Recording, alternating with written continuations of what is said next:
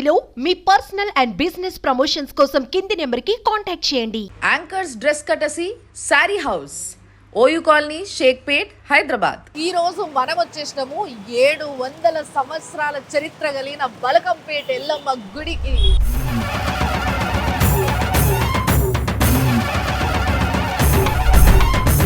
యాటలు పోసేటందుకు యాటలు తెచ్చిర్రు. అసలు సారలు, వడి బియ్యము, చీరలు అసలు చెప్పాల్సిన అవసరం లేదు తెలుసా. అసలు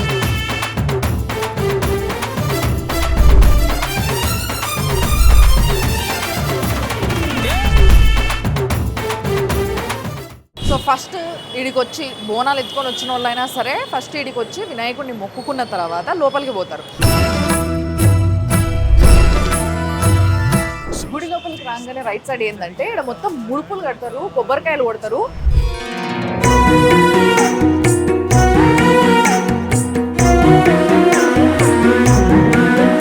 ఇక్కడ అమ్మవారిని దర్శించుకుంటే 18 శక్తిపీఠాలను దర్శించుకున్నంత శక్తిని, 18 శక్తిపీఠాలను దర్శించుకున్నంత పుణ్యాన్ని మూటగట్టుకుంటాము అని చెప్పేసి అంటారనమాట.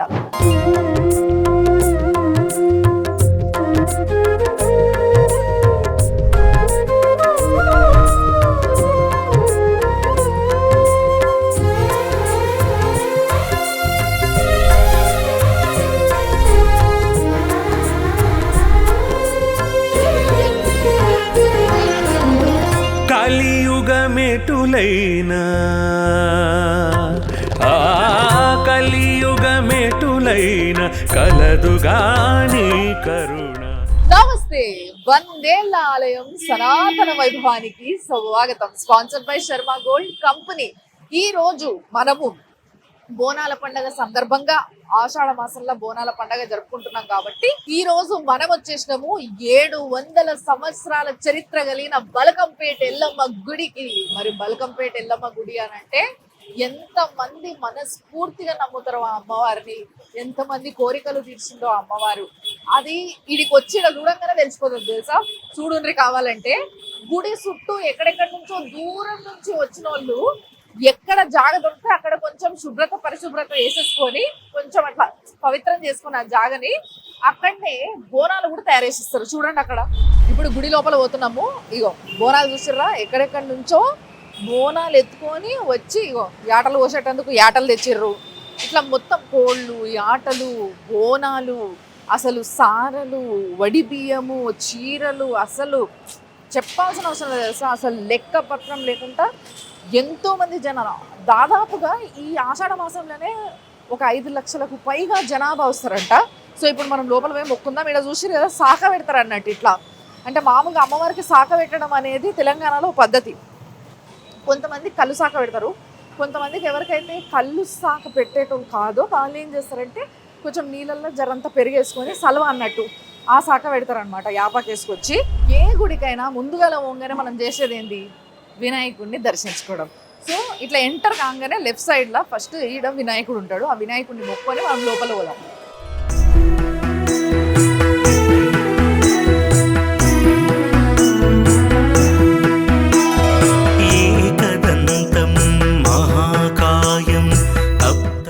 సో ఫస్ట్ ఈడికి వచ్చి బోనాలు ఎత్తుకొని వచ్చిన వాళ్ళైనా సరే ఫస్ట్ ఈడికి వచ్చి వినాయకుడిని మొక్కుకున్న తర్వాత లోపలికి పోతారు.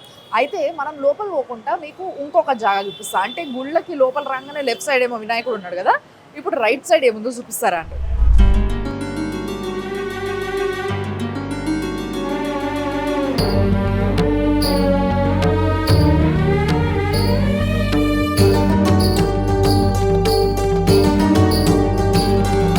శాంకరీ భవాని మహిషాసురమర్దని కింకరార్తి ప్రశమని గిరిజా కపర్దిని. శాంకరీ భవాని మహిషాసురమర్దని కింకరార్తి. గుడి లోపలికి రాగానే రైట్ సైడ్ ఏంటంటే ఇక్కడ మొత్తం ముడుపులు కడతారు, కొబ్బరికాయలు కొడతారు. ఇంకొకటి ఏంటి అని అంటే మంగళవారం రోజు లేదా ప్రతిరోజు మామూలుగా ఒకవేళ వీలుబాటు చేసుకోగాని కలిగితే ఎవరైనా వీలు చేసుకొని రాగలిగితే ప్రతిరోజు వచ్చి ఈడ గండకాలంలో దీపాలు పెడతారు. చూసాను రావుకాలం దీపాలు అంటారు. మధ్యాహ్నం 3 గంటల నుంచి ఉంటుంది, అది 3:40 నుంచి 4 గంటల వరకు అట్లా ఉంటుంది ఒక టైము. ఆ టైంలో రావుకాలం దీపం పెట్టేటందుకు చాలా మంది వస్తారు. మంగళవారం రోజు అయితే ఈడ ఇంత జాగా దొరకదు తెలుసా, అసలు దీపం పెడదామన్నా జాగా దొరకదు. అప్పుడు నిమ్మకాయ దీపాలు తీసుకొచ్చి కొంతమంది 5 పెట్టిపోతారు, కొంతమంది 9 పెట్టిపోతారు, కొంతమంది 21 పెడతారు, అట్లా ఇష్టం వచ్చిన కొంతమంది 51 పెడతారు. అట్లా ఒక్కొక్క వారం వచ్చి అమ్మవారికి కోరికలు కోరుకొని ప్రతి వారము ఈడ రావుకాల దీపం పెట్టి పోతుంటారు అనమాట. ఇక చూసారు కదా, ఇట్లా చాలా మంది ముడుపులు కడతా ఉంటారు వాళ్ళ కోరికను కోరుకొని. ఈ పలానా కోరిక ఆ పలానా కోరిక అని లేకుండా మొక్కిందల్లా తీర్చగలిగే శక్తి ఉన్న అమ్మవారే ఈ రేణుక ఎల్లమ్మ తల్లి. సో ఇక్కడ కూడా అమ్మవారి ఫోటో అవన్నీ పెట్టుంటారు. సో అక్కడనే కొబ్బరికాయలు కూడా కొడుతుంటారు.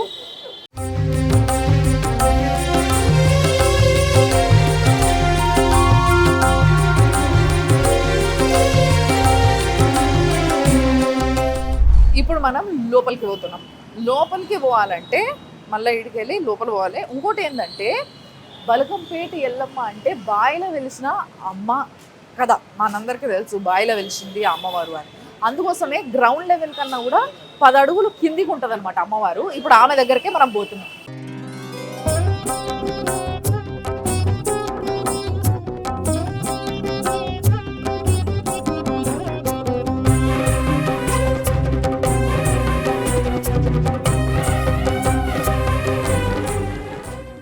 రేణుకెల్లమ్మ గుళ్ళు కూడా మనం చాలా చూస్తాం మన గ్రామాలలో, చిన్న చిన్న ఉంటాయి. కానీ ఇది ఎల్లమ్మకి తెలంగాణలో కొన్ని పెద్ద గుళ్ళు ఉన్నాయి, అలా ఇది చాలా విశిష్టత ఉన్న గుడి అనమాట. అది కూడా బాయిలో వెలిసిన అమ్మవారు కాబట్టి ఇంకా స్పెషల్ అనమాట. ధ్వజస్తంభం ఈడ మొక్కుని ఫస్ట్ అటు పోదాం.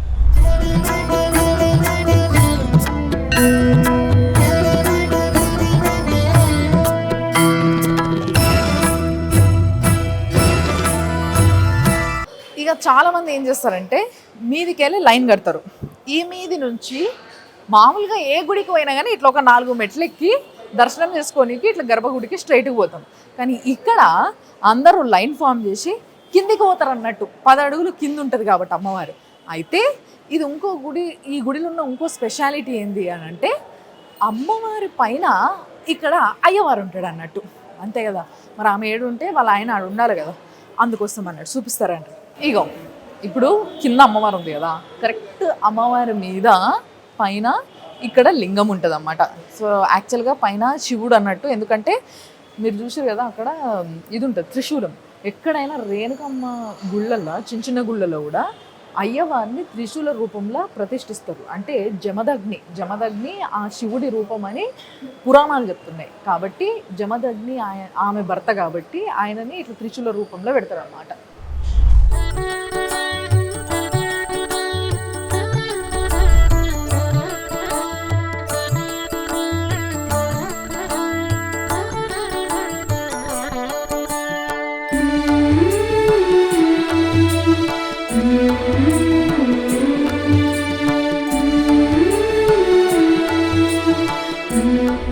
ఎంత చల్లటి కడుపు గల్ల తల్లి అంటే ఈమె, ఆ శ్రీ విష్ణుమూర్తినే కడుపున గన్న రేణుకెల్లమ్మ తల్లి.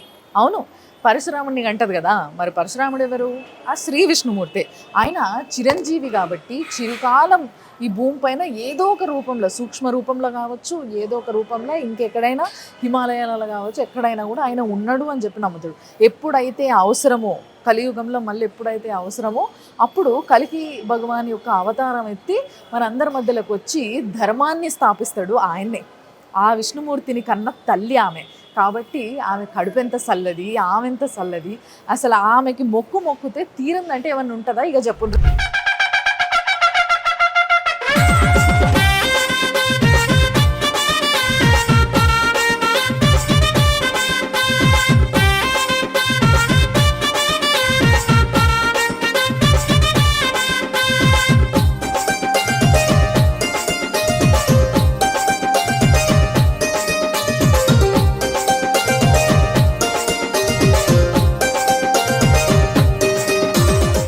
ఈ అమ్మవారి యొక్క చరిత్ర ఏంది అనేది ఒకసారి మనం చెప్పుకుందాం.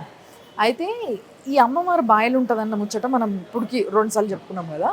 అయితే ఈ అమ్మవారు ఈ జాగ ఏదైతే బల్కంపేట ఉందో, ఈ బల్కంపేట అనే ఒక ఊరు అసలు హైదరాబాద్ అనే ఒక నగరము స్థాపించక ముందు నుంచి ఉన్న ఊరు అనమాట. అయితే ఈ ఊర్లో ఎక్కడెక్కడో దూరం ఇల్లులు ఉండేవి, మొత్తం మీద అంతా పొలాలే ఉండేవట.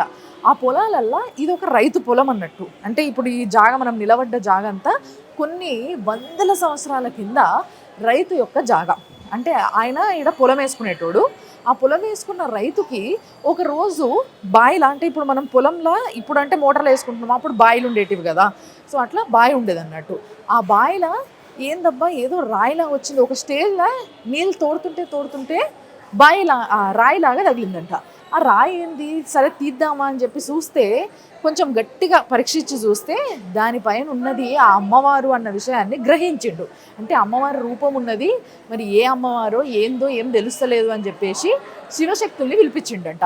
శివశక్తులు తెలుసు కదా, ఇప్పుడు కూడా చాలామంది శివశక్తులు ఈ గుడికి ప్రతిసారి బోనం తీసుకొని వస్తూ ఉంటారు. సో అట్లా శివశక్తుల్ని పిలిపిస్తే వాళ్ళు చూసి వాళ్ళు గుర్తించిండ్రంట, ఓ ఇది రేణుకెళ్ళమ్మ తల్లి, ఈ తల్లికి పూజలు చేద్దాము, ఈ తల్లి అందరినీ చల్లగా చూస్తుంది అని చెప్పేసి వాళ్ళు చెప్పంగా అప్పుడు పూజలు చేసుడు మొదలుపెట్టిరట.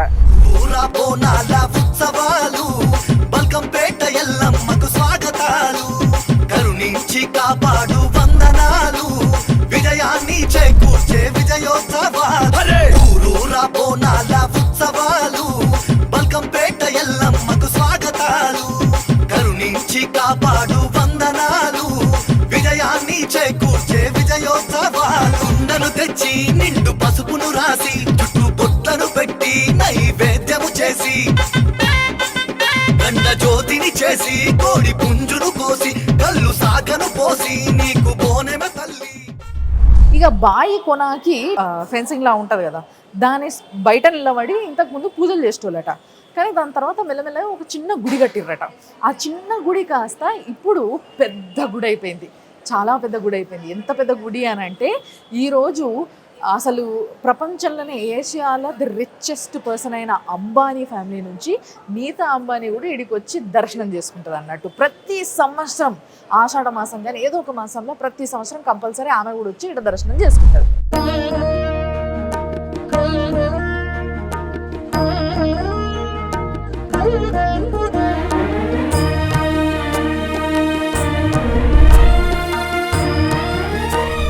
పూజలు మొదలుపెట్టారు. పూజలు మొదలుపెట్టినప్పటి నుంచి ఏ మొక్కు మొక్కినా ఆమె తీర్చుడు మొదలుపెట్టింది అన్నట్టు.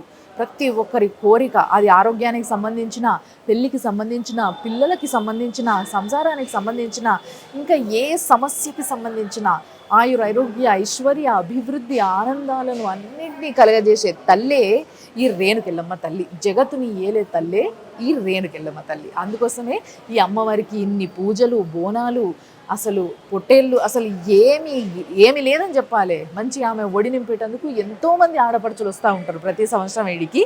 ముఖ్యంగా మంగళవారము, బేసారము, ఆదివారం మాత్రం అసలు కాలు పెట్టడానికి జాగ ఉండదు అనమాట.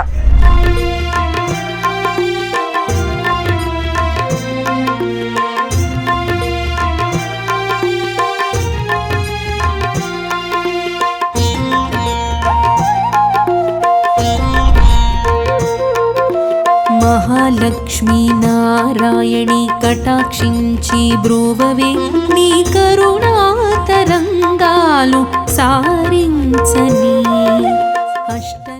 అమ్మవారి గర్భగుడి చుట్టూ అంటే అమ్మవారి యొక్క అవతారాలు ఉంటాయి కదా, కాళికామాత కానీ, రాజరాజేశ్వరి కానీ, రేణుకెళ్ళమ్మ కానీ, లేకపోతే బాలత్రిపుర సుందరి కానీ, కౌమారి కానీ, అసలు ఎన్ని అమ్మవారి రూపాలు ఉన్నాయో అవన్నిటినీ కూడా గుళ్ళ మొత్తం అమ్మవారి రూపాలే తెలుసా.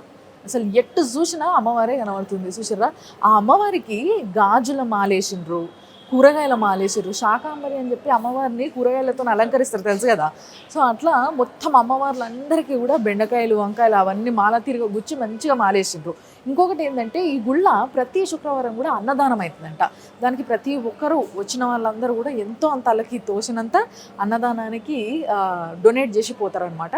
కానీ ప్రతి శుక్రవారం ఇక్కడికి వచ్చిన ప్రతి ఒక్కరూ, వాళ్ళు హై క్లాసా లో క్లాస్ అనే సంబంధం లేకుండా ప్రతి ఒక్కరికి సమానంగా భోజనం పెడతారంట శుక్రవారం రోజు ఒక్కరోజు.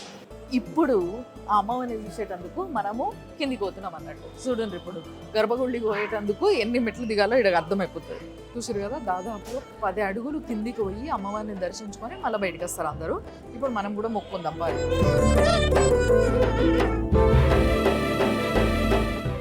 మంత్రాలు వినబడుతున్నాయి చూసారా.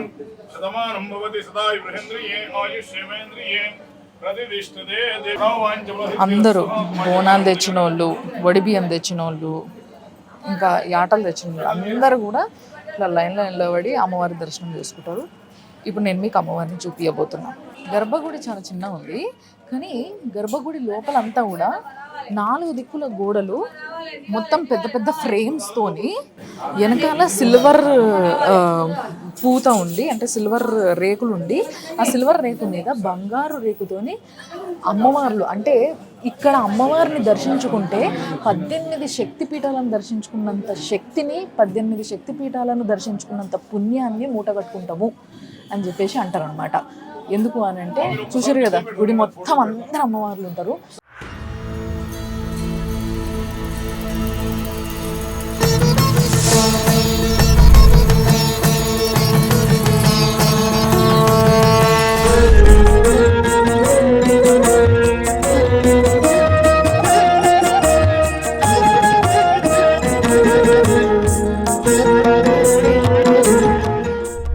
బంగారు తల్లి ఎంత బాగుందో చూడండి.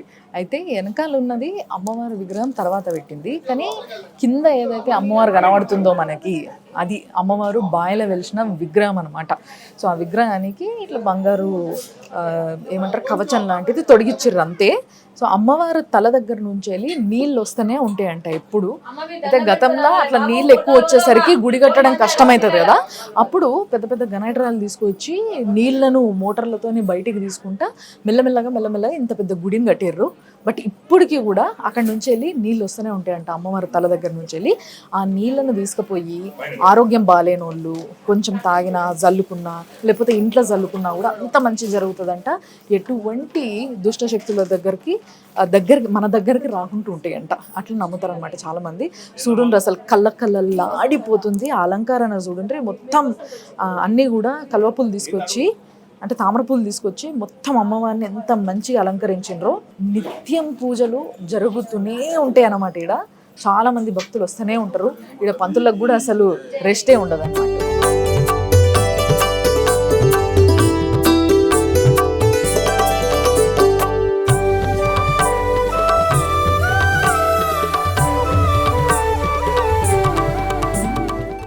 నమస్తే నమస్తే నమో నమః. ప్రదక్షిణోక్తి యాని కాని పాపాని జన్మాంధ్రవృతాని చ దాన ప్రదక్షిణం దేవదే హుమావక్రమాణం పాపాత్ సమ్మోద్ రైమం కృపయాదేవి పదవియో భాంగదే ఏకదా గ్రామణ వహదే ఏకదేవ జమానం ఆయస్తేజో దాదిహి రేణికా దభ్యోందశక్తి మంగళ నీరాంజనం దర్శన్ నీరాంజనాంధ్రపదాశక్తి పునరాచమన్యం సమర్పయామి. జయ బోలేలమ్మ మాతా కీ.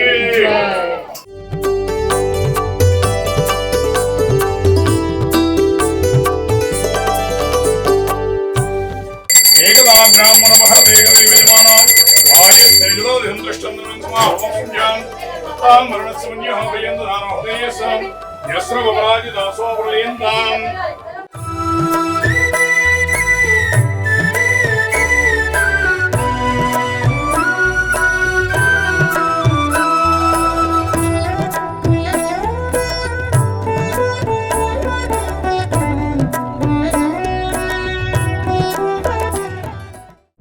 నమస్తే. ఆ అమ్మవారి లీల, ఈ బోనాల పండుగ అప్పుడు ఇక్కడ చేసే పూజల గురించి చెప్పరా? ఇక్కడ ప్రతి ఆషాఢ మాసం మొదటి మంగళవారంలో అమ్మవారి కళ్యాణం జరుగుతుందండి. ఆషాఢ మాసం మొదలు కాగానే మంగళవారం ఏ రోజున్న అష్టమి కానీ నవమి కానీ దశమి కానీ ఏ రోజున్నా సరే అమ్మవారి మొదటి మంగళవారం అమ్మవారి కళ్యాణం జరుగుతుంది. ముందు రోజు ఎదుర్కోలు జరుగుతాయి, మంగళవారం రోజు కళ్యాణం జరుగుతుంది. దాని తర్వాత బుధవారం రోజు రథోత్సవ కార్యక్రమం జరుగుతుంది. సాయంత్రం 6 గంటల నుంచి రాత్రి 12 గంటల వరకు రథోత్సవ కార్యక్రమం జరుగుతుంది. శ్రావణ మాసంలో కూడా చాలా మంది బోనాలు తీసుకొస్తారు. వస్తారండి. ఇక్కడ నిత్యం ప్రతి ఆదివారం మంగళవారం ఎప్పుడైనా సరే బోనాలు తీస్తూనే ఉంటారండి. కొన్ని చోట్ల ఏంటంటే బోనాల పండుగ రోజు ఏదన్నా విశేషం రోజు తీస్తారు. ఇక్కడ ప్రతి ఆదివారం మంగళవారం ప్రతి రోజు బోనాలు తీస్తూనే ఉంటారండి. అంటే అది మాఘమాసమైనా ఏ రోజైనా ఏ మాసమైనా సరే ప్రతి నిత్యం ఆదివారం మంగళవారం శుక్రవారం ఇక్కడ అమ్మవారి ప్రత్యేకత. ఇక్కడ అమ్మవారి ఇదంతా పూర్వం బావి ఉండేది, బావిలో అమ్మవారు పడుకున్నట్టుగా వెలిసి ఉంటుంది. పొద్దున 4 గంటలకు అభిషేకం చేసి ఇట్లా రోజుకు ఒక ప్రత్యేక అలంకారం చేస్తూ ఉంటాం అన్నమాట. ఓకే, కానీ నిజంగా అమ్మవారిని చాలా బాగా అలంకరించింది. చాలా మంది భక్తులు వస్తారు. యోవైతాం బ్రహ్మణో వేదామృతేనామృతామృతస్మై బ్రహ్మజ బ్రహ్మాజ ఆయ కీర్ణాసక్తి రేణుకా దదుభ్యోందాసక్తి. హరి ఓం. అద్య పూర్వోదన ఏవం గుణ విశేషమిష్టాయాం శుభదిదౌ శ్రీమాన్ సమత్రపవస్యాం. గోత్రం మీరు చెప్పండి. మూలకుల గోత్రం, మూలకుల గోత్రపోస్యాం శ్రవణ్ రమ్య, శ్రవణ్ రమ్యానం దిశ్యాం చండీశ్వర గోత్రం, చండీశ్వర గోత్రపోస్యాం మధుసూదన్ ప్రతిభ. మధుసూదన్ ప్రతిభానం దిశ్యాం అంతే. ఓం బ్రహ్మాత్మికే నమః ఓం వాచవ్యే నమః ఓం పద్మలయాయ నమః ఓం శుచ్యే నమః ఓం స్వాహాయ నమః ఓం సుధాయ నమః ఓం కృపయాదేవి శరణాగతవస్తాంగిదాధరంగాస్తే త్వమేవ శరణస్మాకరణ్యోన రక్ష రక్షో జనార్దన శ్రీ మహాకాళి మహాలక్ష్మి జై బోలో ఎల్లమ్మ మాతా కీ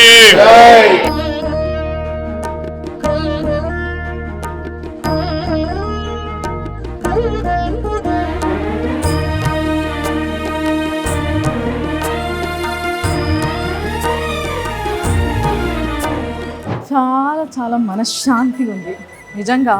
ఆ అమ్మవారిని దగ్గర నుంచి చూస్తే చెప్తున్నా కదా, అసలు మొత్తం మనసులో ఉన్న బాధ కానీ బరువు కానీ లేకపోతే ప్రతిరోజు మనం ఎదుర్కొనే స్ట్రెస్ అన్నిటినీ మర్చిపోయి అన్నీ వదిలేసి అంత నీ పాదాల దగ్గర ఇడిచేస్తున్నా అని ఒక్క మాట అనుకొని బయటికి వస్తే ప్రతి ఒక్కరికి తోడై ఉండి వాళ్ళ కోరికల్ని నెరవేర్చి వాళ్ళ జీవితాన్ని చక్కబెట్టే తల్లే ఈ రేణుక ఎల్లమ్మ తల్లి.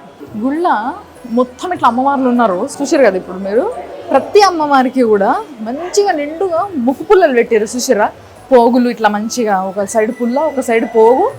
ఎన్ని విగ్రహాలు ఉన్నాయి అన్ని విగ్రహాలకి అమ్మవార్లకు మొత్తం ముక్కు పుడకలు పెట్టారు మంచిగా. అసలు ఎంత అందం కొడుతున్నాయంటే ఫేసులు. చాలా చాలా బాగుంది అమ్మవారిని చూస్తుంటే. ఇప్పుడు ఈ గుళ్ళ నుంచి వెళ్ళి ఇట్లా పక్కకి ఇదంతా కూడా తర్వాత ఎక్స్టెండ్ చేశారు అన్నట్టు గుడి. సో ఇప్పుడు మరి భర్త అంటే జమదగ్ని స్వామిని పైన పెట్టిండ్రు. లోపల కూడా మీరు గమనించరో లేదో ఆ అమ్మవారి పక్కన త్రిశూలం ఒకటి పెట్టి ఉంది. అంటే అక్కడ ప్రతిష్ఠించారు. అంటే ఆయన ఉండాలి కదా పక్కన, ఆయనను ప్రతిష్ఠించారు. తర్వాత ఇప్పుడు ఈ పక్కన ఉన్న గుడి దగ్గరకు వచ్చినాం అనమాట. ఆడ దర్శనం కాగానే అందరు ఇక్కడికి వస్తారు. ఇక్కడ పోచమ్మ తల్లిని దర్శనం చేసుకుంటారు. సో పోచమ్మ తల్లి అంటే కూడా మీకు తెలుసు కదా, గ్రామ దేవతలు చాలా పవర్ఫుల్ అంటారు. సో ఎల్లమ్మ తల్లి, పోచమ్మ తల్లి ఇట్లా చాలామంది అమ్మవార్లు వీళ్ళంతా 7 అక్కచెల్లెళ్ళు అని చెప్పేసి అనుకుంటా ఉంటారు అన్నమాట. సో ఈడ కూడా అమ్మవారిని మొక్కొని అటుపోదాం.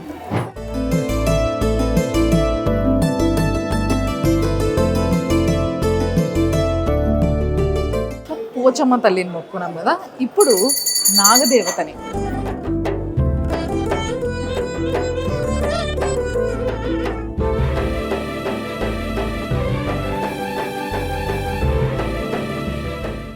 ఇప్పుడు ఫస్ట్ ఇది ఏం చేస్తారంటే అందరూ బోనాలు ఎక్కిస్తారు కదా అమ్మవారికి. ఆ బోనం కోసం అంటే ఆ బోనంలో అమ్మవారికి తెచ్చిన నైవేద్యాన్ని ఈడ కొంచెం పెట్టి పోతారు అన్నమాట. సో దట్ అందరూ వచ్చిన వాళ్ళు భక్తులు అందరూ కూడా జరంతా అమ్మవారికి పెట్టిన ఆ బోనం నైవేద్యాన్ని ప్రసాదం కింద తీసుకుంటారు.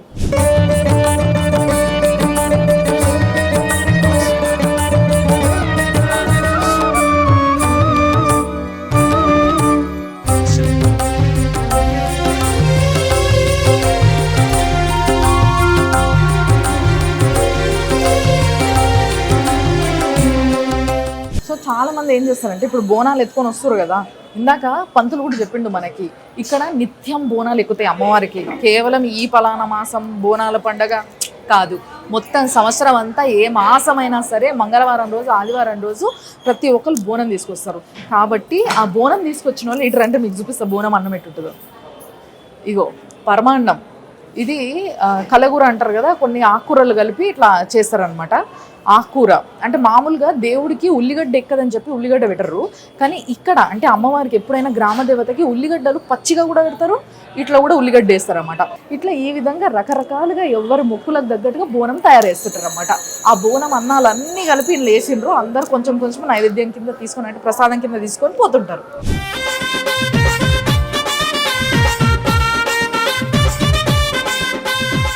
అయితే ఇక్కడ మండపం అయితే చూసారు కదా, మొత్తం అంతా కూడా గోల్డ్ ఫినిషింగ్తో చుట్టూ అద్దాలే, మొత్తం కింద మీద అంతా కూడా అద్దాలే, మంచి లైటింగ్ కూడా పెట్టిర్రు. ఫుల్ లైటింగ్తో అమ్మవారిని ఉయ్యాలల్లో పెట్టిర్రు అనమాట. ఎప్పుడైతే ఆమెకి పవలింపు సేన అని చెప్పేసి ఇట్లా పవలింపు సేవ చేస్తారు కదా, అప్పుడు ఈ ఉయ్యాల ఊపుకుంటా అమ్మవారికి మంచి భజనలు చేసుకుంటా పాటలు పాడుకుంటా ఆమెని నిద్ర పురుస్తారు అన్నట్టు. ఇది రేణుకెళ్ళమ్మ తల్లి పెయింటింగ్ వేసారు, మామూలుగా ఫోటోలు పెట్టేస్తారు కదా, కానీ ఇది మొత్తం ఆయిల్ పెయింటింగ్. చూడడానికి చాలా బాగుంది. చూడండి ఒకసారి. అందరు అమ్మవార్ల దర్శనం అయిపోయింది కదా, ఇక లాస్ట్కి ఏం చేస్తారంటే అందరూ అటు నుంచి ఇట్లా దర్శనం చేసుకుంటే ఈడికేలు వచ్చి కొంతమంది వడి బియ్యాలు తీసుకొస్తారు, కొంతమంది చీరలు తీసుకొస్తారు, కొంతమంది సారెలు తీసుకొస్తారు, కొంతమంది గాజులు తీసుకొస్తారు. సో ఇట్లా అమ్మవారికి సౌభాగ్యవతి, నిత్య సౌభాగ్యవతి కాబట్టి మనందరికీ సౌభాగ్యాన్ని ఇచ్చే తల్లి కాబట్టి ఆమెకి తీసుకొచ్చినవి అన్నీ కూడా, అంటే ఒక ఆడపిల్లకి ముఖ్యంగా కొత్తగా పెళ్ళైన వస్తూ ఉంటారు. సో ఇట్లా ఆషాఢ మాసంలో కానీ లేకపోతే ఏ మాసంలో కానీ శ్రావణ మాసంలో కానీ ఆడపిల్లలు వచ్చినప్పుడు వాళ్ళకి ఆషాఢ మాస పట్టి అని లేకపోతే శ్రావణ మాసం పట్టి అని చెప్పేసి ఇట్లా సారాలు పెడుతుంటారు కదా. అట్లనే అమ్మవారికి సౌభాగ్యవతి కాబట్టి ఆమెకి అన్ని చీరలు, నగలు ఏమేమి తేవాలనుకుంటారో వాళ్ళు ఇష్టంగా, అంటే మనస్ఫూర్తిగా ఏమేమి తేవాలనుకుంటారో అన్నిటినీ కూడా ఈడ సమర్పిస్తారు.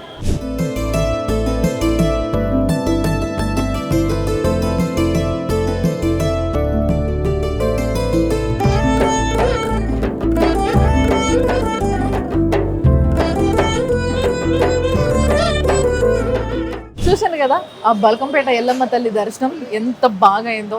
మీరందరూ కూడా ఆ తల్లి దర్శనం చేసుకోండి, ఆనందంగా జీవించండి, సంతోషంగా జీవించండి.